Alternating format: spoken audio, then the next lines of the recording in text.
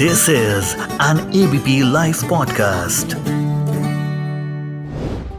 कांग्रेस नेता सुप्रिया श्रीनेत के Instagram account से एक्ट्रेस कंगना रनौत को लेकर एक आपत्तिजनक पोस्ट शेयर किए जाने के बाद विवाद खड़ा हो गया है।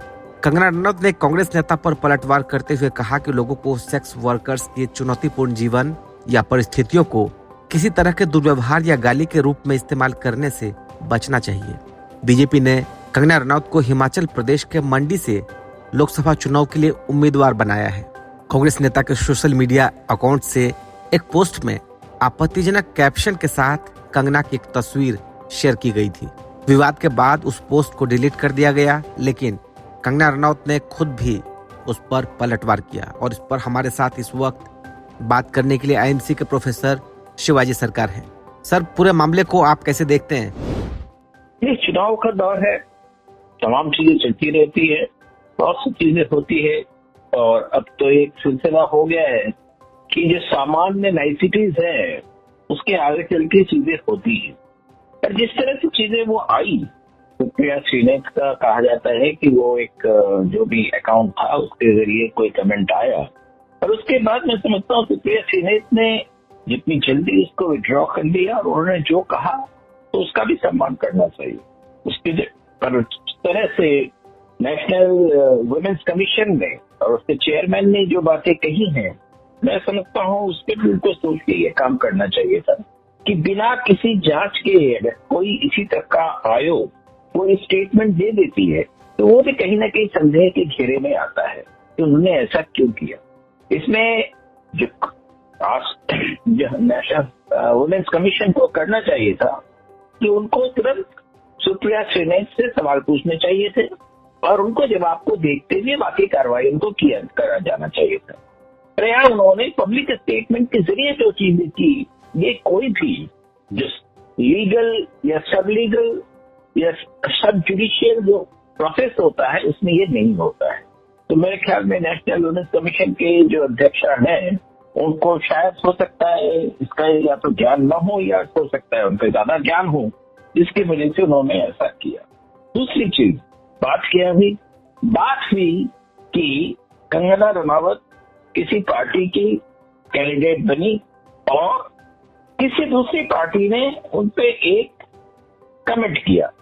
सवाल तो इतना ही है। अब सवाल कमेंट सही है या नहीं है उसको बिना सोचे सिर्फ राजनीतिक लाभ के लिए जब हम बातें करते हैं तब मैं समझता हूँ सही नहीं होता है और कहीं ना कहीं ये चीजें यहाँ हुई है। अब दूसरी चीज अगर हम ले ले मंडी की बात, मंडी में हम देख रहे हैं कुछ दिनों से जिस तरह से बहुत सी घटनाएं घटी है वहाँ के सामान्य रूप से वहाँ के जो बीजेपी के जो वहाँ के कहा जाता है कि वहाँ के राजघराने से जुड़े हुए जो कैंडिडेट रहे हैं उन्होंने भी कई सवाल उठाए हैं और उन्होंने भी कहीं ना कहीं अपनी पार्टी पर कुछ सवाल उठाए हैं कि कंगना रनावत को उनके रहते हुए, जबकि वो 4 बार खुद लोकसभा के एमपी रह चुके हैं, एक बार जो है वो राज्यसभा में भी रह चुके हैं, उसके बावजूद उनको दरकिरार कर किसी और को कैंडिडेट बनाया गया, इस पर उनको परेशानी है। और मेरे ख्याल में किसी भी पार्टी के मेंबर को ये हो सकता है।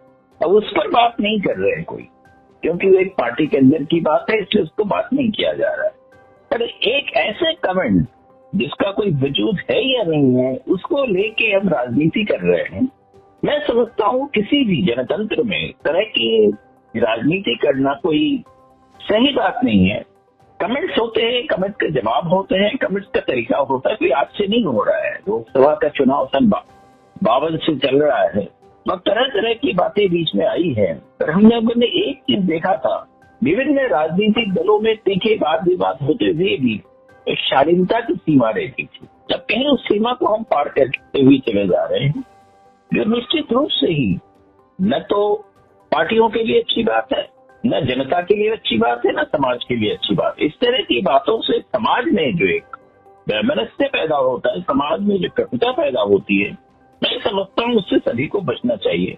और यहाँ पर जो है सभी जो राजनीतिक दल है उनको संयम से काम लेना चाहिए और ऐसे आरोप पर चाहिए जहाँ पर आरोप की गुंजाइश नहीं है।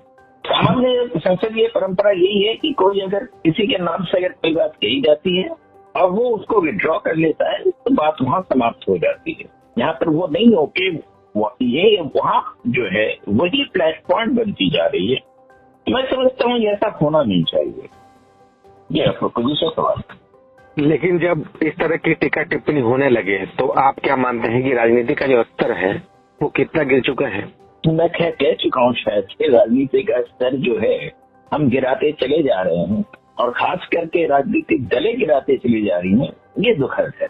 इस देश में हम लोग जब स्कूल में थे तो हमसे हमारे जो टीचर्स थे वो कहते थे कि तुम जो बातचीत कर रहे हो क्लास में, कोई बात विवाद होता था, बातचीत का स्तर जो है तुम्हारा सही नहीं है। तुम देखो फलानी पार्टी के नेता कैसे बात करते हैं या दूसरी पार्टी के नेता कैसे जवाब देते। वो एक सीख होती थी। राजनीतिक दल जो है, मैं नहीं समझता हूँ कि समाज में लड़ने के लिए आती है। राजनीतिक दल जो है समाज के लोगों को एक सीख देने आती है कि आप में आपस में अगर कोई तकरार भी है तो तकरार को शालीनता से कैसे पेश किया जाए और उस पर कैसे वाद विवाद किया जाए। यहाँ पर इत्तेफाक की बात कहूंगा कि जो संसदीय संस्थाएं हैं, कानून से बनी हुई जो संस्थाएं हैं, नेशनल वुमेन्स कमीशन जैसी, वो भी उन परंपराओं जो उनके सामान्य जो परंपरा होती है ऐसे संस्थाओं की, उससे आगे चले जा रहे हैं। देखिए मंडी की अगर राजनीति हम देखें, मंडी में इससे पहले भी बहुत कुछ हो चुका है। ऐसा नहीं है कि सिर्फ बीजेपी के जो पूर्व सांसद थे उन्होंने ही कहा है। मंडी में हमने देखा कि वहां पर कांग्रेस के जो एक प्रमुख परिवार थी उनके लोगों को भी वहां किस तरह से मैनेज किया जा रहा है जिससे कि किसी एक दल के एक कैंडिडेट को वो आगे जा सके। मैं समझता हूँ कोई गलत परंपरा नहीं है, कोई गलत बात नहीं है, पर फिर भी कुछ मर्यादाओं को रखना चाहिए और ऐसा नहीं लगना चाहिए कि देश में चुनाव जो है वो आपसी एक वैमनस्य का, आपसी लड़ाई का एक सबब बनता जा रहा हो। ऐसा नहीं होना चाहिए। चुनाव हम देश के लिए लड़ते हैं, चुनाव में हम देश की बातें करते हैं, चुनाव में हम मुद्दों की बातें करते हैं और उन मुद्दों की बातें न करना, सिर्फ कुछ ऐसी बातें करना जिसका कि राजनीति से संबंध न हो, जिसका देश के टुकड़े से संबंध न हो, हमें वो नहीं करना चाहिए। इस पूरे मामले में लगता है आपको कि सुप्रिया सेनेत की जो मुश्किलें हैं वो आने वाले दिनों में बढ़ जाएंगी इस तरह के पोस्ट टिप्पणी से? देखिए मैं ये नहीं मानता। सुप्रिया सेनेत ने खुद ही कहा है, उनके अगर स्टेटमेंट को आप देखें, जिस किसी ने भी उनका इस पे किया है उसका उनका कोई ताल्लुक नहीं था, उनको इस बारे में पता नहीं था और उन्होंने जैसे ही देखा वैसे उस ट्वीट को डिलीट कर दिया। अब जब ट्वीट को डिलीट कर दिया गया उसके बाद करना कोई उचित है? नहीं है। और सुप्रिया सेनेत ही नहीं, किसी भी पार्टी की कोई भी है, अगर इस तरह की बातें आती है और अगर उन्होंने कहा ये भी है उन्होंने नहीं किया है तो इस बात को मान लेना चाहिए। सवाल उठ रहा है कि आपके अकाउंट को आप मतलब ये इस तरह की दलील दी जा रही है, कई लोग अकाउंट चलाते हैं, किसी ने ट्वीट कर दिया होगा, तो इस तरीके से आप अपनी जिम्मेदारी से नहीं बच सकते ना?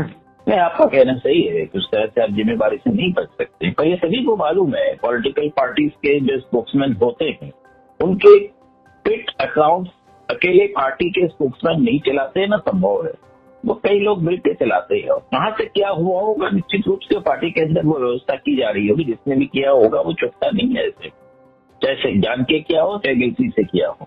पर मैं समझता हूँ कि ये चीज यहाँ खत्म हो गई है। अब सीधी सी बात बताइए यार, सुप्रिया सेनेत जिनको हम मुजरिम मान रहे हैं है या नहीं है, मैं उस पर नहीं जा रहा हूँ सवाल। वो अगर कह रही है कि उन्होंने इसका तुरंत संज्ञान लिया, उन्होंने किसी भी महिला के सम्मान को देख के लिए उनको जो गलत लगा उसको तुरंत डिलीट कर दिया, उसके बाद जो है सवाल उठाना क्या सही है? गलती हो सकती है किसी से भी, हम देखते हैं दूसरी पार्टियों की उसमें बहुत सारी चीजें आती हैं, हर चीज सामने आके बात उस तरह से नहीं होती है। बहुत सी चीजें आती हैं जो गलत ही नहीं बहुत ही आप कह सकते हैं बड़ी वल्गर होती है और ऐसे कमेंट कई बार किए जाते हैं जो सामान्य रूप से किसी पे नहीं किया जाना है। ट्रोल करना एक बड़ी आजकल एक सामान्य परंपरा सी हो गई है। हमसे अगर कोई एग्री नहीं करता है तो हम उसको गाली गलौज करने पे उतर आते हैं, ये भी सही नहीं है। इसलिए राजनीति में व्यक्तिवाद के अंदर रह के हम सारे काम करेंगे और कोई अगर सीमा में है उसको जबरदस्ती खोज के आगे बढ़ाने की भी जरूरत है। इस साथ हम एक चीज और महसूस करते हैं कि राजनीति में एक चीज और भी हो रही है, जो पहले जो शायद बहुत कम होती थी या कम सुनने को मिलती थी या नहीं सुनने को मिलती थी, अब एक चीज और हो रही है, कईयों को टिकट जिस तरह से दिए जा रहे हैं उस पर भी, और ये कोई एक पार्टी की बात नहीं है, कई पार्टियों के ऊपर ये बातें आ रही है कि वो पैसे लेकर टिकट दे रहे हैं। तो क्या राजनीति कल मुद्दों पे काम करेंगे या पैसे पे काम करेंगे, ये भी एक सवाल बहुत बड़ा है। सबसे पहले देखिए 2015 में ये ऐसा आरोप जो है बहुजन समाज पार्टी पे आया, उनके एक सांसद थे जुगल किशोर, उन्होंने सबसे पहले ये कहा था कि पार्टी जो है 1 करोड़ से 2 करोड़ रुपए लेकर टिकट दे रही है और सामान्य सीटों के लिए 50 लाख रुपए चार्ज करते। उन्होंने कहा ये ठीक नहीं है, इससे पार्टी को नुकसान होगा, और उसके बाद नाराज होकर जो भी पार्टी के जो प्रमुख थे उनको जिम्मेदारियों से मुक्त कर दिया। इस तरह की चीजें भी हो रही है, अभी भी हो रही है। अभी भी बहुत सारे जो सामान्य राजनीतिक लोग हैं तो तरह तरह की बातें कर रहे हैं।